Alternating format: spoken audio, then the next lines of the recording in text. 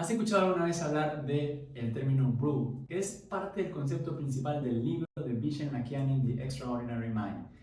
Y es la combinación de dos palabras. Por un lado tenemos bullshit y por otro lado rules, que si lo traducimos a un lenguaje formal serían reglas absurdas. Y parte de lo que él comenta en el libro es cómo tenemos todas estas tradiciones e ideas y comportamientos que quizás heredamos de generaciones pasadas, pero que quizás no sirven a los propósitos de hoy en día. Y estas reglas normalmente lo que hacen es cortar o disminuir nuestra creatividad porque son cosas que ya se han hecho de esa forma y decimos, bueno, porque sí, pues se tienen que mantener de esa forma. Y parte de los ejemplos que da es como, por ejemplo, en relación al trabajo y productividad, que la BRUT sería que debemos trabajar 8 horas al día en una oficina para ser productivos. Pero la realidad es que hay estudios recientes que demuestran que la flexibilidad laboral y el trabajo remoto pueden aumentar la productividad y la satisfacción de las personas. Una segunda rule puede ser en relación al estilo de vida y éxito, y es esta de que el éxito se mide por el dinero y la posición social, pero la realidad es que cada vez más personas definen el éxito en términos de satisfacción personal, calidad de vida, contribución a la comunidad, en lugar de solamente riqueza y estatus. Entonces, no quedarnos con esa idea de que siempre se ha hecho de esta forma y que hay que mantener solamente porque sí, sino preguntarnos si realmente sirve para nuestro propósito. Y parte de lo que quiero hacer en los próximos minutos es romper muchas rules y compartirte una perspectiva diferente para que puedas estudiar mejor, para que puedas trabajar mejor y para que puedas vivir mejor. Pero antes de eso, déjame presentarme. Soy César Salazar, un tipo tranquilo al que le gusta estudiar y compartir lo que aprende. Parte de mi problema fue que tenía muchísimas cosas para hacer, pero tenía muy poco tiempo y también a veces tenía muy poca energía y motivación. Soy graduado en Comercio Internacional, políglota, profesor, obsesionado por entender el cerebro y un emprendedor por naturaleza. En los últimos años tuve la oportunidad de trabajar en grandes empresas multinacionales donde colaboré y aprendí de personas extremadamente talentosas y me dediqué a formarme detrás de la ciencia de nuestro comportamiento y de nuestro cerebro. Parte de eso lo que me ayudó fue a resolver ese problema que te comentaba, pero me di cuenta que no era suficiente, de que todas estas cosas podían servirle a más personas. Y es por eso que decidí crear Homo Sapiens Group con la idea de juntar a las personas más brillantes que conocía y compartir herramientas educativas con todo el mundo. Homo Sapiens Group es una plataforma educativa que la idea principal es realizar capacitaciones que sean realmente útiles y aplicables. Así que todo lo que voy a decirte hoy quiero y está hecho con la idea de que lo vas a aplicar desde hoy sin tener ningún tipo de recurso económico, por así decirlo. ¿Qué vas a encontrar en el día de hoy? Te voy a estar hablando de las cosas que me funcionaron, las cosas que me medio funcionaron y las que no me funcionaron para nada. No planeo decirte una verdad absoluta porque creo que nadie la tiene, simplemente elijo compartirte mi experiencia y perspectiva porque en lo personal me hubiese gustado haber aprendido todo esto sin tener que sacrificar tanto tiempo y energía. Y también sé que el César adolescente me lo hubiese agradecido. Así que sin más, vamos con la agenda de esta mini clase. Ahora sí, ¿cuál es la agenda de los próximos minutos? Y principalmente vamos a estar hablando sobre qué juego estamos jugando. Por otro lado, vamos a hablar sobre la neuroplasticidad y las 3 mentiras sobre el cerebro. También hablaremos si la motivación es suficiente o es importante. Les presentaré un nuevo término, o quizás no utilizamos mucho en nuestro idioma, que es el fitness mental. Hablaremos sobre los 5 no negociables y vamos a terminar con este punto tan importante como es el equilibrio vida-trabajo.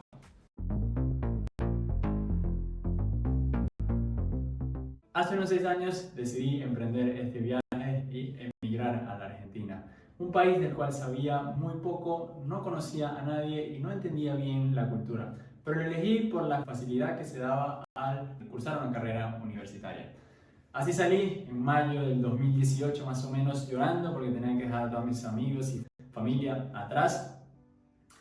Y también me esperaba un viaje súper largo porque tenía que hacer escalas en diferentes aeropuertos de Brasil.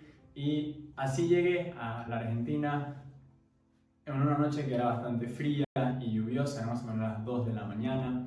Y cuando llego al punto de aduanas, la gente me pregunta, César, ¿a dónde te vas a quedar? A lo que le doy la dirección. Pero luego me hace esa tan esperada pregunta, César, ¿cuál es el motivo de tu viaje?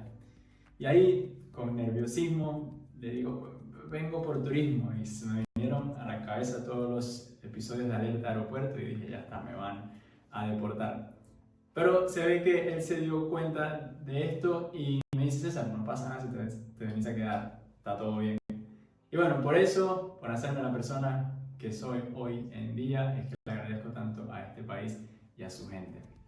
Después de un tiempo en Argentina, como era de esperarse, no todo salió de acorde al plan. En ese afán que tenía por hacerme rico y exitoso lo más rápido posible, empecé a dejar de lado mis necesidades básicas. Y parte también de lo que hice fue que quería alcanzar todos mis objetivos a expensas de mi cuerpo. Y eso, por supuesto, me pasó factura. No me sentía tan bien como antes, no me sentía con tanta energía como antes y la motivación había salido del chat. En ese momento también me encontré con esta teoría y este librito de James Carson, un académico estadounidense, que también más recientemente ha sido explicado por Simon Sinek en su libro Los Juegos Infinitos. Y parte de lo que ellos hablan es que en la vida hay dos tipos de juegos. Están por un lado los juegos finitos, que son aquellos que tienen un principio, un desarrollo y una conclusión. Todos sabemos cuándo empieza y todos sabemos cuándo termina. Acá van a estar el ejemplo perfecto de lo que es un juego finito. Y por otro lado tenemos los juegos infinitos, que son aquellos donde no hay reglas claras, no conocemos a todos los jugadores y la verdad que si dejamos de participar o no, el juego sigue. Un ejemplo de esto es los negocios, por ejemplo. Puedes entrar y hacer el negocio, capaz no va a ser el mejor, o puede ser mejor en tu país, en tu región, pero quizás no de todo el mundo. Entonces, acá la premisa principal es que jugamos a un juego con las reglas de otro, como hice yo cuando llegué a este país. Jugué un juego a largo plazo con una mentalidad finita, una mentalidad a corto plazo, y eso fue parte de lo que me hizo llegar a ese punto. Pero hay que entender que la vida no se acaba en 45 minutos o en 90 minutos, sino que es por mucho tiempo. Y parte de lo que quiero darte a entender con esta mini clase es cómo jugar la vida de una forma más sustentable. Y si puedo resumir esta clase en una sola oración, es un manual para jugar a la vida de forma infinita. Un manual que al principio armé para mí porque no la estaba pasando bien, pero después, como le dije hace un rato, me di cuenta que le podía servir a otras personas.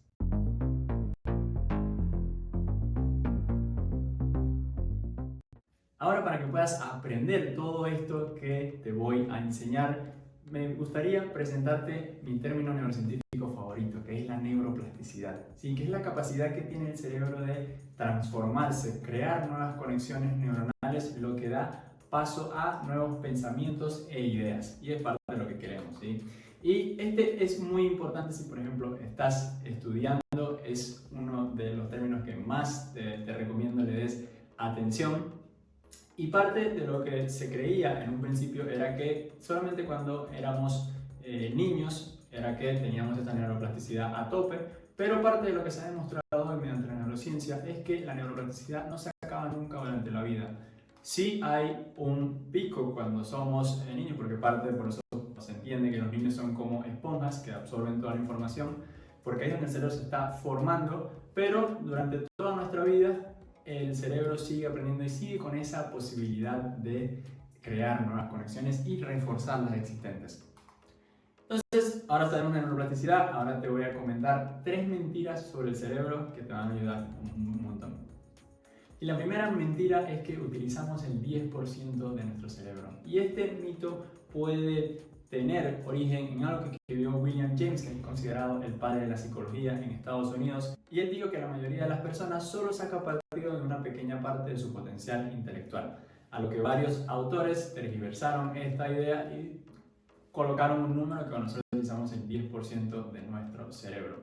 Pero otra de las teorías también que se hablaba de la corteza silenciosa, donde neurocirujanos hace más de 100 años daban estímulos eléctricos en el cerebro y claro, cuando no veían que el estímulo eléctrico daba alguna respuesta motora, decían que esa parte del cerebro estaba dormida.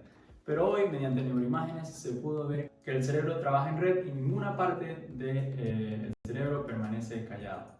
Después está la segunda mentira, que es que el lado izquierdo del cerebro es racional y analítico, y por otro lado tenemos el lado derecho, que es el artístico y el creativo, ¿sí? Y tenemos imágenes como esta que son realmente buenas, pero se sabe hoy en día que el cerebro no funciona de esa forma. El cerebro trabaja en red y mediante diferentes estudios se puede ver que para hacer tanto tareas analíticas como creativas se utiliza el cerebro como un todo. Y parte de este mito surge de estudios que se hicieron en pacientes con condiciones psiquiátricas graves, donde básicamente le cortaban el cerebro a la mitad. Y por supuesto se daban cuenta de que algunos quedaban más creativos y otros más analíticos, pero bueno, se sabe que hoy en día no es así. Por otro lado tenemos este mito, y creo que es el más importante de hoy en día, que es que el cerebro es multitarea, ¿sí? Y si bien el cerebro se encarga de muchos procesos en lo que se refiere a nuestra atención cognitiva, por ejemplo, si estás acá y me estás prestando atención y estás mandando un mail, parte de lo que hace el cerebro es de ir a una tarea y a otra, no hacer las dos al mismo tiempo. Y al estar constantemente haciendo esto durante todo el día, lo que haces es que te vas a cansar más y vas a ser poco productivo en las tareas que estás haciendo. Esto fue en parte descubierto e investigado por el neurocientífico David Sousa, que habla más un poco de la educación y también cómo podemos empezar a mejorar nuestros procesos de aprendizaje. Ahora sí, ¿cuál es lo práctico? ¿Cómo podemos aplicar todo esto a la vida diaria? Si estás estudiando, este protocolo activador de neuroplasticidad es perfecto para ti, porque te va a colocar, si lo aplicas, en el mejor estado cerebral para aprender. Y lo primero que tenemos que hacer es estar alerta, ¿sí?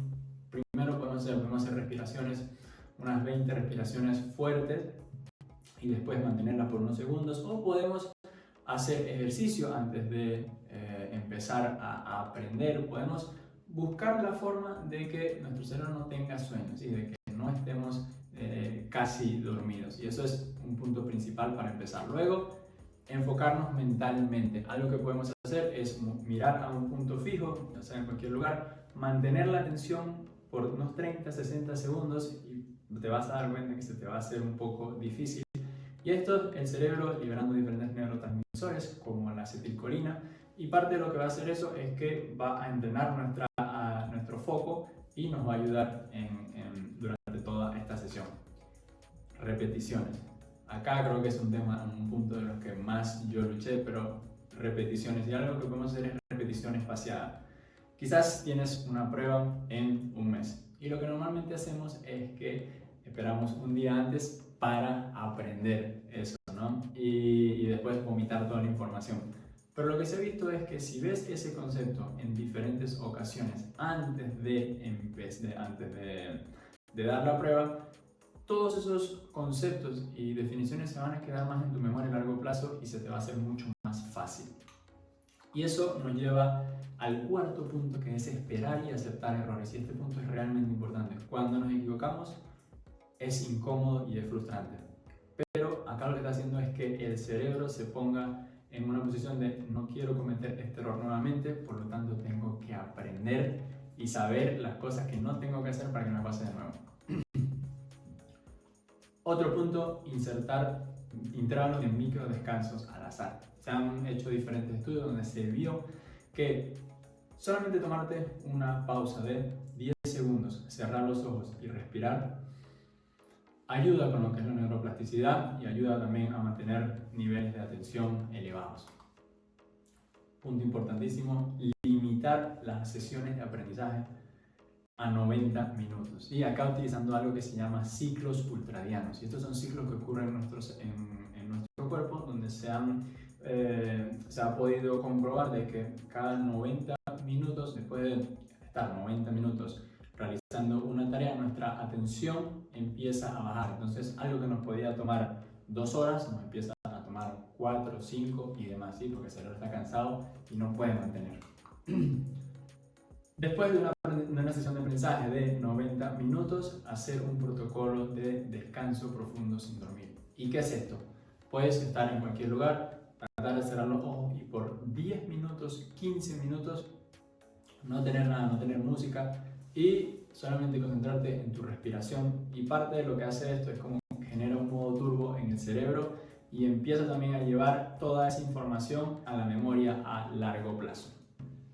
Y por último, y no menos importante, y vamos a estar hablando de esto un poquito más adelante, es obtener un sueño profundo y suficientemente largo esa noche y la siguiente y la siguiente. Así que, nuevamente, la neuroplasticidad nos recuerda que nuestros cerebros no son fijos, sino infinitamente adaptables.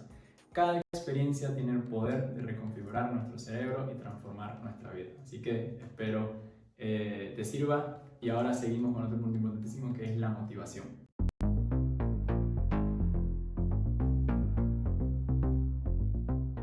Antes de hablar precisamente de la motivación, me gustaría presentarte estos neurotransmisores felices que quizás has escuchado. Y los neurotransmisores son sustancias químicas que utiliza el cerebro o las neuronas para comunicarse una con la otra.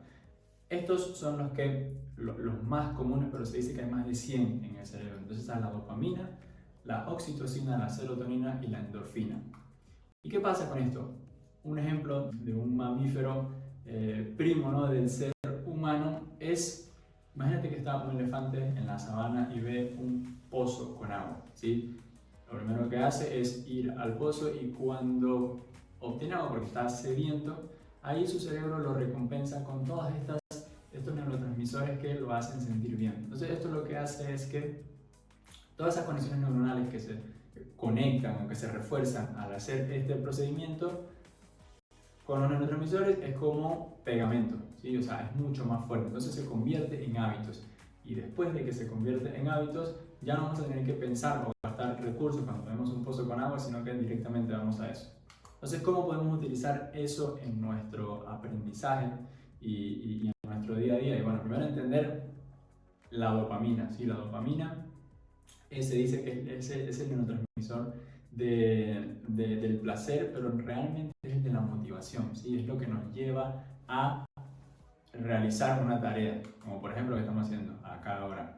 Después la endorfina es el neurotransmisor que nos hace sentir bien, que nos hace sentir agradecidos con nosotros mismos.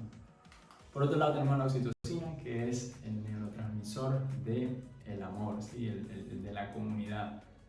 Y por último, y no menos importante, tenemos la serotonina, ¿sí? Que también es este químico que nos hace sentir uno con nosotros mismos, nos hace sentir tranquilos y capaz este es uno de los que se ve cuando meditamos, por ejemplo. Ahora, ¿por qué les hablo de todos estos neurotransmisores? Porque están muy presentes en lo que es nuestra motivación. Pero antes de pasar con la motivación, te digo qué puedes hacer para liberar estos neurotransmisores y hacer de tu vida, de tu aprendizaje, algo más placentero. Primero, la dopamina puedes hacerlo completando una tarea, puedes ser realizando una actividad de cuidado personal, celebrando los pequeños triunfos, durmiendo lo suficiente. Por otro lado, la serotonina, pues tomando sol, meditando, caminando en la naturaleza, escribiendo en un diario de pensamientos. Por otro lado, la oxitocina, la hormona del amor, jugando con tu mascota, jugando con un bebé, haciendo o hablando con un ser querido. Y por otro lado, la endorfina, que se le habla también que es el asesino del dolor, porque nos permite seguir cuando las cosas son difíciles, como por ejemplo hacer ejercicio, parte de lo que nos mantiene.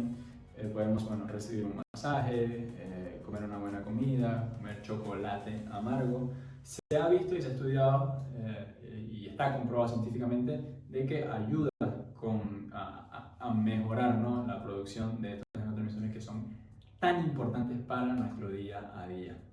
Ahora sí, hablando de la motivación, uno de los libros que más me gusta en el área de la motivación es el de Steven Kotler, El arte del imposible, donde él habla que él en su viaje estuvo acompañando a atletas de alto rendimiento que básicamente trataban de romper todos los récords mundiales y eran las personas que hoy en día conocemos, como por ejemplo, no sé, Usain Bolt, y él los acompañaba durante todo ese viaje para saber qué era lo que hacía estas personas grandes.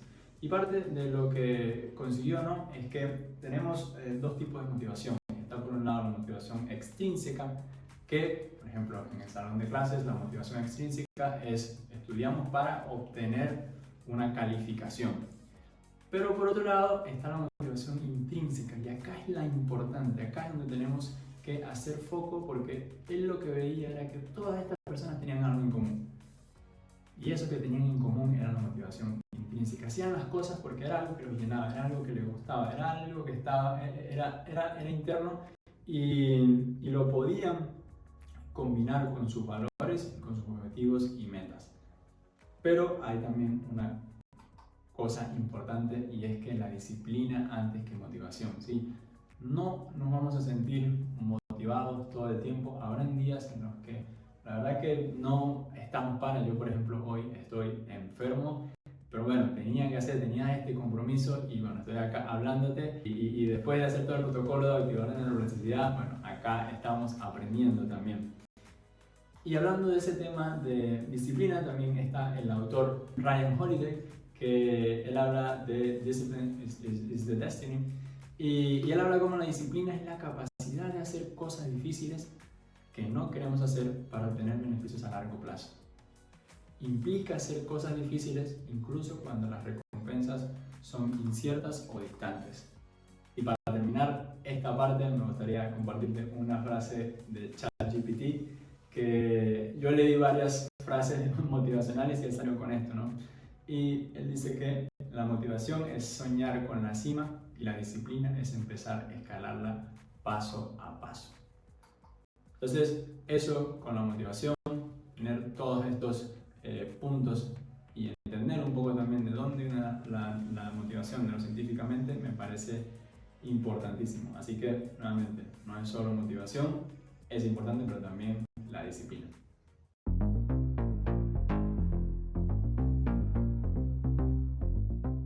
Ahora me gustaría proponerte que empecemos a utilizar un nuevo término, o uno que no se utiliza mucho en nuestro idioma. Y siempre se habla de salud mental, o hoy en día se habla mucho de salud mental, y a mí me encanta que más personas compartan por lo que están pasando y que estos temas no sigan como tabú. Pero a veces cuando hablamos de salud mental se puede llegar a entender de que si no estamos siempre felices, nuestra salud mental no es la mejor. Sí, sabemos que ese no es el caso.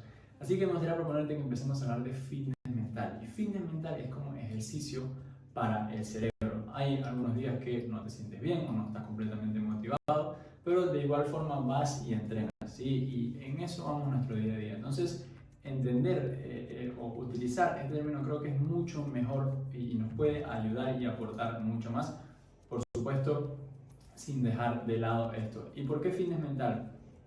Si nos vamos a la definición, podemos hablar de que salud mental es el bienestar psicológico general de una persona, e incluye el funcionamiento emocional, social y cognitivo.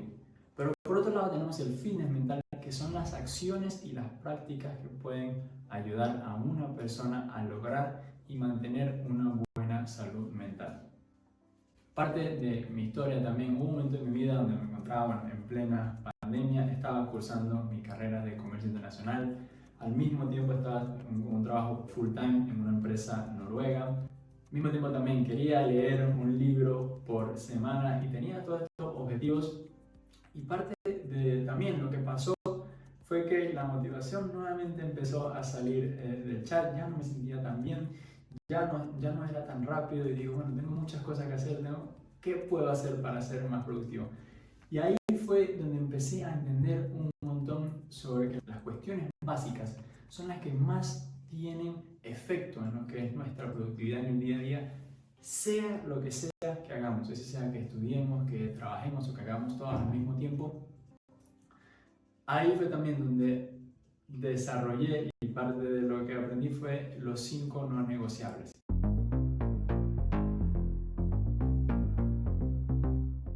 Ahora sí vamos con los 5 no negociables para un mejor bienestar mental y físico. Y el primero y el más importante es el sueño. ¿Sí? El sueño ha sido uno de los temas de los cuales me he pasado la mayor parte de los últimos años estudiando. Y quizás es porque me encanta dormir, pero no, realmente es porque es la base de nuestra productividad. Podemos hacer un montón de cosas bien, pero si no optimizamos nuestro sueño, la verdad es que no tenemos mucho chance.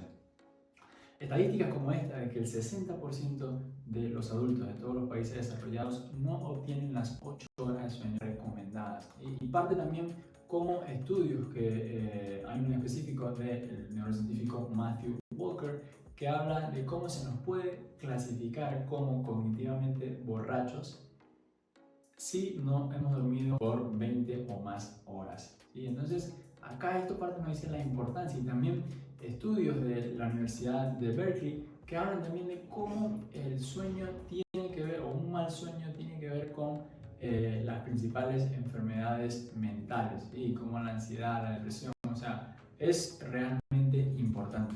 Y una de las cosas que ahora te voy a decir es, no es que tienes que dormir 8 horas y ya, porque sé que no es suficiente. Te voy a dar 10 claves que puedes aplicar hoy mismo para mejorar tu rutina de sueño. Y la primera es intentar mantener la regularidad, ¿sí? Más o menos tratar de levantarte y acostarte a la misma hora. Puede ser con una diferencia de 30 minutos, una hora. Esto lo que hace es regular nuestro ciclo circadiano. ¿Qué es el ciclo circadiano? Es ese reloj biológico que le dice a nuestro cuerpo y a nuestro cerebro qué procesos tienen que desencadenar dependiendo la fase del día. Segundo punto, tenemos que tener oscuridad a la noche para poder producir melatonina, lo cual nos va a llevar a quedar dormidos más rápido y al mismo tiempo tener una mejor calidad de sueño. Entonces, estar con luces artificiales a la noche le dice al cerebro que es de día y que tiene que estar activo. Así que ese punto también a tener en cuenta. Tercer punto, intentar mantener el entorno de sueño lo más fresco posible. No sé si te has dado cuenta, pero viste que cuando estamos en un lugar caluroso es más difícil quedarse dormido que cuando estamos en un lugar con mucho frío. Y esto pasa porque el cuerpo tiene que bajar 1 o 2 grados su temperatura para poder empezar este proceso. Cuarto punto, y es el alcohol. ¿Sí? El alcohol es una de las sustancias más incomprendidas, una de las drogas más incomprendidas en lo que respecta al sueño, porque es un sedante y las personas piensan que nos hace quedar dormido más rápido, pero realmente lo que hace es dejarnos inconscientes más rápido y no necesariamente empezamos este proceso de sueño. ¿Sí? Otra de las cosas que hace es que microfragmenta el sueño, o sea, lo pica en pedacitos y no te das cuenta. Otro también es la cafeína, otra droga que afecta negativamente el sueño y yo también tengo mi relación tóxica con esta sustancia, pero se ha visto en diferentes estudios que si la tomamos muy cerca de irnos a dormir, hasta unas 8 horas más o menos, 10 horas, tiene efectos adversos en lo que es nuestra estructura del sueño, nuestra calidad como tal. Mucha gente dice, bueno, pero yo me puedo quedar dormido. Sí, te puedes quedar dormido, pero influye en la calidad y en la profundidad. No te vas a sentir tan bien al día siguiente. Entonces, una regla que está buena, quizás después del mediodía no tomar más café. Y también entender que también la cafeína viene en el mate y viene también en té. Y a veces en unas bebidas también, como en bebidas energizantes y demás. Sexto punto, no te quedes en la cama despierto. ¿Sí? Si no te puedes quedar dormido, trata de salir de la habitación, tratar de hacer respiraciones, relajarte un poco, porque pues, el cerebro asocia, es una máquina de asociar, ¿sí? Entonces asocia ese espacio con estar activo y se te va a hacer más difícil. Entonces sale unos 15 o 20 minutos y cuando sientes que tienes sueño, vuelves. Séptimo punto, y tiene que ver con el primero, es tomar luz solar primera hora del día. A mí esto me cambió la vida porque cuando obtenemos rayos solares mediante nuestros ojos, hay neuronas que le comunican al cerebro que es de día y desencadena un montón de procesos que nos ayudan a mantener o estar más alerta durante el día. Andrew Huberman, un neurocientífico, también nos habla de cómo hacer esto aumenta la energía en la mañana, el ánimo, mejora el sueño y desencadena todos los procesos que te estuve comentando. Octavo punto, cuidado con la última comida del día. ¿Sí? Cuando comemos muy tarde, empieza el proceso de digestión que dura alrededor de unas 6 horas, dependiendo de la persona, y no vas a poder obtener la calidad de sueño porque tu cuerpo también está tratando de digerir esa comida. Noveno punto, ejercicio o movimiento lo más temprano posible. ¿Sí? Algo que me gusta hacer es quizás salir a caminar a la mañana, en realidad lo hago todos los días, hago caminar a la mañana, entonces tengo ejercicio y al mismo tiempo regulo mi reloj biológico interno. Décimo punto, utilizar la habitación como un lugar sagrado. Como te dije hace un momento, el cerebro asocia. Entonces capaz yo estoy acá grabando esto, hablándote, y si también duermo en este mismo espacio, quizás a la noche me va a costar porque mi cerebro ya asoció este espacio con estar activo, con estar hablando, con quizás estar nervioso o emocionado, ¿sí? Entonces ese punto también realmente importante. Y para que también veas en HC Play, tienes una charla del doctor Matthew Walker donde habla de todos estos temas y un poco más en profundidad. Así que, para concluir, el sueño es la base de nuestra productividad, ¿sí? Y si elegimos no optimizarlo, la probabilidad de lograr nuestras metas van a bajar. Y dormir bien es una de las decisiones o las mejores decisiones que podemos tomar a largo plazo. Vamos con el segundo no negociable, que es el movimiento, que ha sido una de las técnicas que más me ha cambiado la vida durante los últimos años, y es estar activo durante todo el día o evitar el sedentarismo. Y algo que hice fue armar un standing desk con cajas. No tenía que comprarte uno de miles de dólares, miles de pesos. Puedes armar unas cajas y colocar tu laptop y bueno, ahí vas para adelante. Y una de las cosas que pasa es que las personas relacionan el ejercicio con lo estético, y si bien tiene que ver, estos son en realidad los últimos efectos que tiene el ejercicio en nuestro cuerpo, porque una de las cosas que hace es que reduce el dolor, aumenta el BDNF, que es el factor neurotrófico derivado del cerebro, que es la hormona de crecimiento también, mejora la digestión, reduce el riesgo de cáncer, reduce la inflamación, mejora la calidad sexual, mejora la calidad del sueño, protege la movilidad y vitalidad, mejora la función cognitiva y otro montón de cosas que son realmente importantes para nuestro día a día. Así que muy pendiente con el ejercicio. No tiene que ser ir al gimnasio, ¿sí? Puede ser cualquier cosa que te active, que haga fluir la sangre y que si te puedes divertir, bueno, mucho mejor. Algo que una persona que hago es jugar ping pong y eso me ayuda en todo sentido. Tercer no negociable, y es las relaciones sociales, ¿sí? La comunidad. Y para explicarte este punto quiero compartirte mi estudio científico favorito, uno de los estudios científicos favoritos, y es el estudio de la felicidad de la Universidad de Harvard, ¿sí? El estudio más longevo hasta la fecha que se ha hecho sobre este tema, y lleva más de 86 años, donde ellos querían ver, los primeros investigadores querían ver qué hace a una persona feliz durante toda su vida. Y parte de lo que hacían era que estuvieron monitoreándolos durante toda su vida. Uno de los participantes de este estudio fue el presidente de los Estados Unidos, John F. Kennedy. Y lo que concluyeron fue, yo realmente no me esperaba eso. Y se dieron cuenta de que no era tener bajos niveles de colesterol, ni tener una buena salud en general, ni tampoco tener dinero, ni una carrera brillante, ni carro, ni propiedades, ni lujos.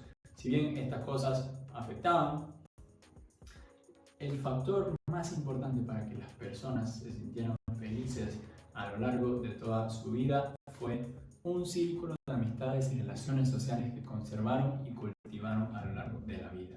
¿Sí? Una frase que me gusta mucho es: somos la suma de las personas que nos rodean.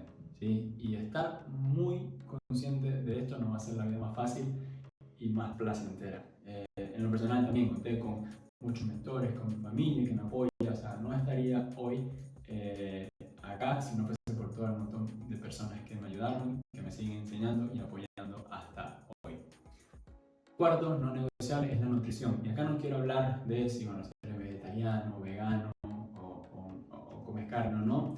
Ese punto no es lo que quisiera hablar de hoy, sino presentarte nuestro segundo cerebro, ¿sí? Nuestro sistema digestivo, que contiene millones de neuronas que se está constantemente comunicando con nuestro cerebro y que también influye en la forma de cómo nos sentimos y cómo, que la energía que tenemos y todo lo que, como los neurotransmisores también, como acá en el sistema digestivo también se produce parte de todo esto, lo importante que es, ¿sí? Y parte de hoy en día hay un campo de estudio que se llama la psiquiatría nutricional, ¿sí? Una de las referentes en este campo es la doctora Uma Naidoo, que básicamente su manera de tratar a los pacientes es acomodar, ¿sí?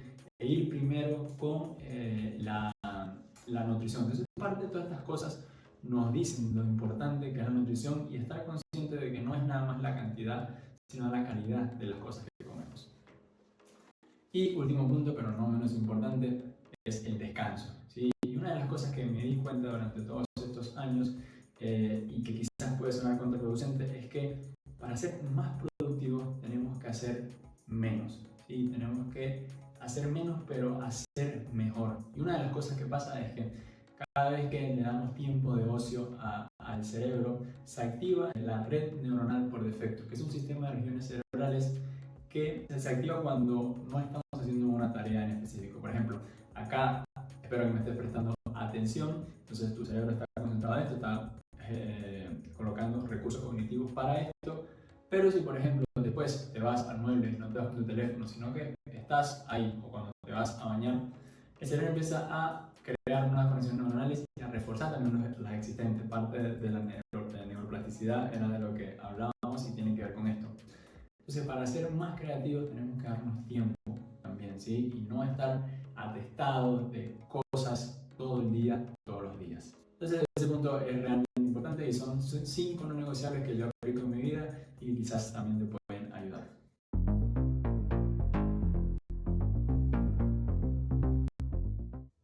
Equilibrio vida-trabajo si realmente existe, ¿no? Esa premisa principal de esta mini clase.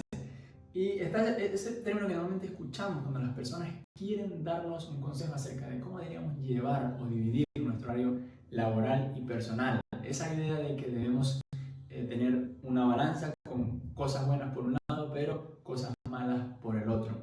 Y si hay algo que he aprendido durante todos estos años de estudio, es que quizás no es el mejor enfoque. Hoy para mí se trata más de una integración, porque no somos dos personas, no hay un César que de 9 a 5 de la tarde es todo profesional y estudio, y después de las 5 de la tarde otro César que es todo joda, todo descanso y que no se acuerda de nada de lo que tiene que hacer para su carrera.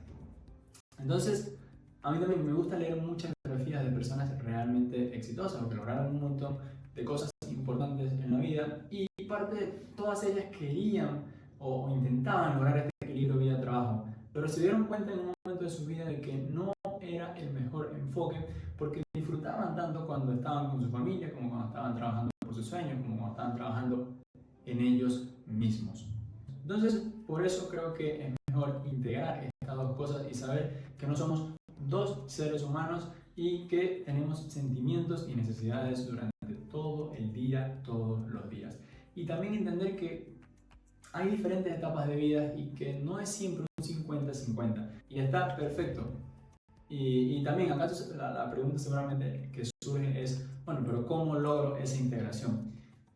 Y la respuesta es que desde el primer segundo de esta clase estamos trabajando para eso, y que si le damos la misma importancia a cuidar de nosotros como se la damos al profesional algunas veces, vamos a poder lograrlo. Y parte de todo esto también es cómo cada una de las decisiones que tomamos en nuestro día a día y esas pequeñas cosas que hacemos en el día a día tienen un impacto enorme en lo que va a ser nuestra calidad de vida durante todos los años que nos resten. Entonces, para concluir, me gustaría cerrar con esta frase que tu trabajo y tu carrera son realmente importantes, pero nunca olvides de que tú eres mucho más importante. No busques alcanzar algo a expensas de ti mismo, eres todo lo que tienes. Cuídate, por favor. Eso fue todo, te mando un abrazo y